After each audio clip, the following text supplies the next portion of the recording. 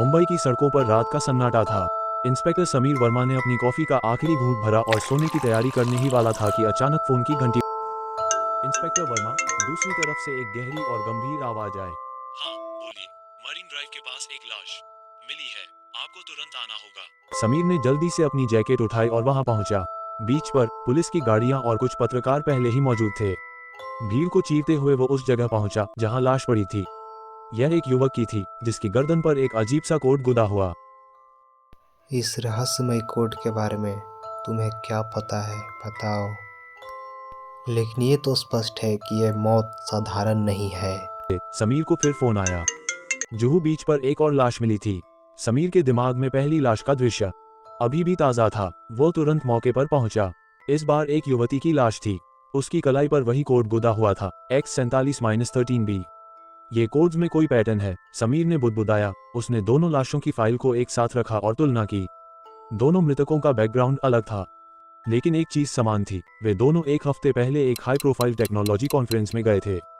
Conference का नाम था प्रोजेक्ट X47। यह एक गुप्त सरकारी प्रोजेक्ट था जिसके बारे में बाहरी दुनिया को ज्यादा जानकारी नहीं थी। जैसे जैसे जांच आगे बढ़ी, समीर को पता चला कि इस प्रोजेक्ट का मकसद एक ऐसा आर्टिफिशियल इंटेलिजेंस आधारित हथियार बनाना था जो दुश्मन की गतिविधियों का पहले ही अनुमान लगा सके। लेकिन अगर यह प्रोजेक्ट गलत हाथों में चला जाता तो ये दुनिया के लिए खतरा बन सकता था। समीर को एहसास हुआ कि यह मामला सिर्फ एक सीरियल किलर का नहीं था, बल्कि इसके पीछे एक बहुत बड़ा षड्यंत्र था। उसी रात समीर के घर पर एक अनजान शख्स का फोन आया। अगर तुम इस केस को ज्यादा गहराई में ले गए तो अगली लाश तुम्हारी होगी। कौन हो? समीर ने गुस्से में पूछा। सिर्फ एक चेतावनी देने वाला, वक्त रहते रुक जाओ। समीर ने अपनी टीम के साथ कॉन्फ्रेंस में मौजूद सभी लोगों की सूची खंगाली। उसे पता चला कि वहां कुछ विदेशी एजेंट्स भी आए थे जो इस प्रोजेक्ट को चुराने की कोशिश कर रहे थे। जांच करते करते समीर एक ऐसे आदमी तक पहुंचा जो इस प्रोजेक्ट का मुख्य वैज्ञानिक था, डॉक्टर राजेश मेहरा। क्या ये घटनाएं आपकी प्रोजेक्ट से जुड़ी हुई है? डॉक्टर मेहरा ने हड़बड़ाते हुए जवाब। मुझे नहीं पता इंस्पेक्टर। यह प्रोजेक्ट बहुत ही संवेदनशील है।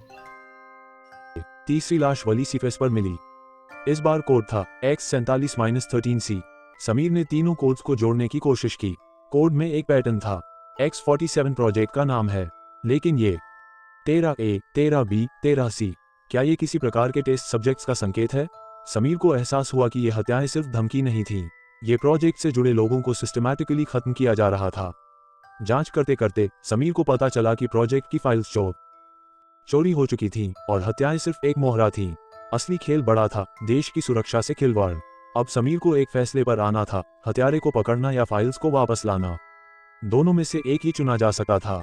समीर ने धीरे धीरे सबूतों के टुकड़ों को जोड़ना शुरू किया। वह जितना करीब हत्यारे तक पहुंच रहा था, उतना ही उसे महसूस हो रहा था कि सच उससे कहीं ज्यादा खतरनाक और व्यक्तिगत है। अंततः एक गहरी रात में समीर ने एक गुप्त सुराग का पीछा किया जो उसे एक पुराने गोदाम तक ले गया।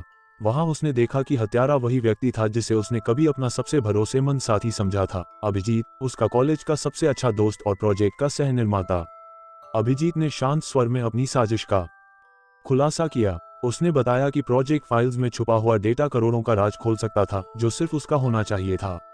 समीर के कामयाबी के बढ़ते कदम और फाइल्स पर उसका अधिकार अभिजीत को असहनीय लग रहा था।